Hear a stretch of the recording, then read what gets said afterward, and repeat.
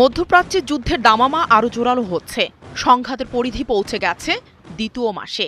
যুক্তরাষ্ট্রের সঙ্গে চলমান উত্তেজনার মধ্যেই কঠোর বার্তা দিয়েছে ইরান। যে কোনো চাপই পিছু হটার প্রশ্নই আসে না, বরং শেষ পর্যন্ত লড়াই চালিয়ে যাওয়ার ঘোষণা দিয়েছে তেহরান। সামরিক ও কৌশলগত দিক থেকে চাপ বাড়লেও নিজেদের অবস্থান থেকে এক চুলও সরছে না তেহরান। দেশটির শীর্ষ নেতারা বলছেন, জাতীয় স্বার্থ রক্ষায় যে কোনো মূল্য দিতে প্রস্তুত ইরান।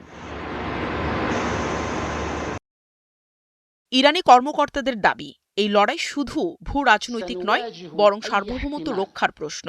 তারা মনে করেন, বিদেশি চাপের কাছে নতি স্বীকার করলে ভবিষ্যতে আরও বড় ধরনের হুমকির মুখে পড়তে হবে দেশটিকে। 1 মাস আগে যুদ্ধের শুরুতে মধ্যপ্রাচ্যের মার্কিন ঘাঁটি ও সেনা অবস্থানকে হামলার লক্ষ্যবস্তু করেছিল ইরান।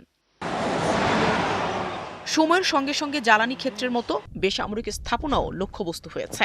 যুদ্ধের পরিসরও বেড়েছে, সেটি এখন পুরো মধ্যপ্রাচ্য অঞ্চলে ছড়িয়েছে। ইরান সমর্থিত গোষ্ঠী হিজবুল্লাহ ইসরায়েলে রকেট হামলা বাড়িয়েছে। একই সঙ্গে ইয়েমেন থেকে ইরান সমর্থিত হুথিরাও প্রথমবারের মতো ইসরায়েলে ক্ষেপণাস্ত্র ছুড়েছে।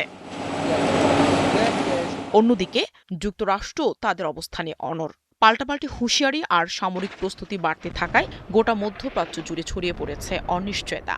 এছাড়া ইরানের গুরুত্বপূর্ণ অবকাঠামোগুলোয় ব্যাপক হামলা চালিয়ে যাচ্ছে ইসরায়েলও। পাশাপাশি লেবাননের রাজধানী বৈরুতে হিজবুল্লাহর ব্যবহৃত অবকাঠামোতেও হামলা চালিয়েছে তারা।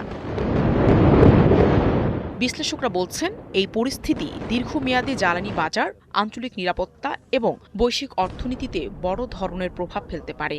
সব মিলে কূটনৈতিক সমাধানের সম্ভাবনা ক্ষীণ হয়ে আসায় সংঘাত আরও বিস্তৃত হওয়ার আশঙ্কা করছেন সংশ্লিষ্টরা। এখন দেখার বিষয়, সংঘাত কি আলোচনা টেবিলে ফিরবে নাকি আরও ভয়াবহ রূপ নেবে।